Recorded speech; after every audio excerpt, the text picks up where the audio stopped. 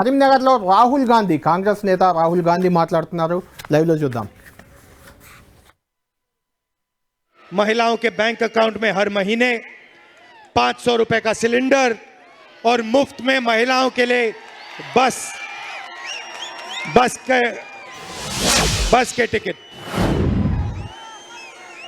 किसानों के लिए 15,000 रुपए प्रति एकड़ और मजदूरों के लिए 12,000 रुपए प्रति एकड़, इंदिरा अम्मा इंडलू स्कीम 5 लाख रुपए गरीबों के घर बनाने के लिए मदद, गृह ज्योति स्कीम 200 यूनिट हर महीने मुफ्त में बिजली और युवा विकासम 5 लाख रुपए युवाओं को स्कूल और कॉलेज और कोचिंग फीस के लिए, और अंत में बुजुर्गों के लिए चयौता 4,000 रुपए हर महीने हमारे बुजुर्गों को। भाइयों और बहनों, एक बहुत जरूरी बात है, शायद सबसे जरूरी बात। देखिए, एक तरफ कांग्रेस पार्टी है और दूसरी तरफ बीआरएस, बीजेपी और एमआईएम एक साथ खड़े हुए हैं। ये एक दूसरे की मदद करते हैं। लोकसभा में मैंने स्वयं देखा, जब भी नरेंद्र मोदी जी को मदद की जरूरत थी, चाहे वो जीएसटी हो, चाहे वो किसान बिल हो, बीआरएस ने एकदम नरेंद्र मोदी की मदद की। आप देखिए, मैं बीजेपी से लड़ता हूं, पूरा देश जानता है कि अगर एक आदमी बीजेपी का मुकाबला करता है, उनके सामने खड़ा होता है, तो उसका नाम राहुल गांधी है। और ये मेरे लिए राजनीतिक लड़ाई नहीं है, ये मेरे खून की लड़ाई है, डीएनए की लड़ाई है। अब देखिए, मेरे ऊपर बीजेपी ने 25 केस लगा रखे हैं। जहां भी उनको मौका मिलता है नया केस लगा देते हैं, क्योंकि वो जानते हैं कि राहुल गांधी उनके साथ कॉम्प्रोमाइज नहीं कर सकता है और नहीं करेगा।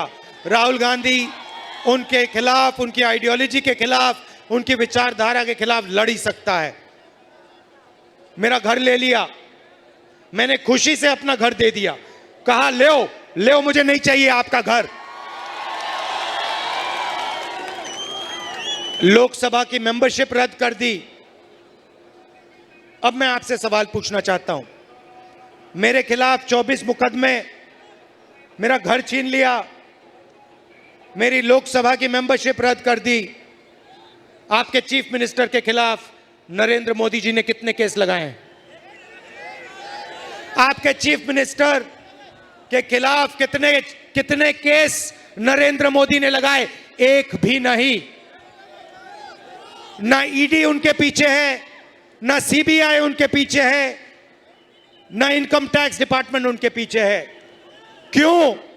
क्योंकि चीफ मिनिस्टर केसीआर बीजेपी की पूरी मदद करते हैं। देखिए, आप बता रहे हो, बिल्कुल सही, केसीआर उनकी मदद करते हैं और बीजेपी इनकी मदद करते हैं। आप देखिए, मेरे ऊपर 24 घंटा आक्रमण चलता है, बीजेपी के सब नेता मेरे ऊपर आक्रमण करते हैं।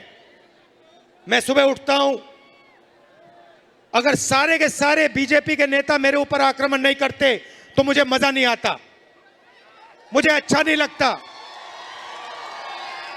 मैं कहता हूं आज कुछ कमी रह गई, थोड़ा और जोर से मुझे बोलना चाहिए। मगर केसीआर पे, उनके परिवार पे बीजेपी का कोई नेता आक्रमण नहीं करता, कोई केस नहीं, कोई ईडी नहीं, कोई इनकम टैक्स नहीं, मिले हुए हैं दोनों। दूसरी तरफ एमआईएम है। आप पता लगाइए, जहां भी कांग्रेस पार्टी बीजेपी से लड़ती है, चाहे वो आसाम हो, महाराष्ट्र हो, राजस्थान हो, वहां पे बीजेपी की मदद करने के लिए एमआईएम के लोग हर कंस्टिट्यूएंसी में अपने नेता खड़े कर देते, अपने कैंडिडेट खड़े कर देते। भाई और बहनों, दिल्ली में बीजेपी को हराना है, तेलंगाना में बीआरएस को हराना है। ये तीनों एक साथ मिले हुए हैं, भूलिए मत। कांग्रेस पार्टी को पूरा समर्थन दीजिए। यहां पे लहर आ रही है, जैसे सुनामी आती है वैसे सुनामी कांग्रेस पार्टी की आने वाली है, और पहले यहां आएगी और फिर दिल्ली में आएगी। आखिरी बात मैं आपसे कहना चाहता हूं, बीजेपी के लोग पिछड़ों की बात करते हैं, ओबीसी की बात करते हैं, बीआरएस के लोग ओबीसी की बात करते हैं। मैं इनसे पूछता हूं, अगर आप ओबीसी को इतना चाहते हो तो आपने कास्ट सेंसस का जो डेटा है, जो कांग्रेस पार्टी ने कास्ट सेंसस किया था, जाति जनगणना की थी, उसका डेटा आपने देश को क्यों नहीं दिखाया? जैसे ही हमारी यहां सरकार आएगी, आप लिख के रख लो, तेलंगाना में कांग्रेस पार्टी जाति जनगणना करवाएगी, कास्ट सेंसस यहां हम करवाएंगे, और उसके बाद दिल्ली में जैसे ही हम चुनाव जीतेंगे वैसे हम दिल्ली में कास्ट सेंसस करवाएंगे, और ओबीसी की सच्ची जो शक्ति है, ओबीसी को हम उनकी सच्ची शक्ति दिखाएंगे। भाइयों और बहनों, आप यहां आए, आपने अभी मेरे साथ पदयात्रा चली, दिल से मैं आपका धन्यवाद करना चाहता हूं। दिल्ली में मैंने आपसे कहा मेरा पारिवारिक रिश्ता है, राजनीतिक रिश्ता नहीं है। आप दूसरों से राजनीतिक रिश्ता रखो, मेरा आपसे पारिवारिक रिश्ता है। जब भी तेलंगाना को, सुन लीजिए, जब भी तेलंगाना को राहुल गांधी की जरूरत होगी, मैं आपका सिपाही दिल्ली में बैठा हूं। जब भी आपको मेरी जरूरत होगी, मैं 1 मिनट में हाजिर हो जाऊंगा। जो भी आप काम मुझसे पूछोगे, दिल से मैं आपका काम करूंगा। बहुत बहुत धन्यवाद। नमस्कार, जय हिंद।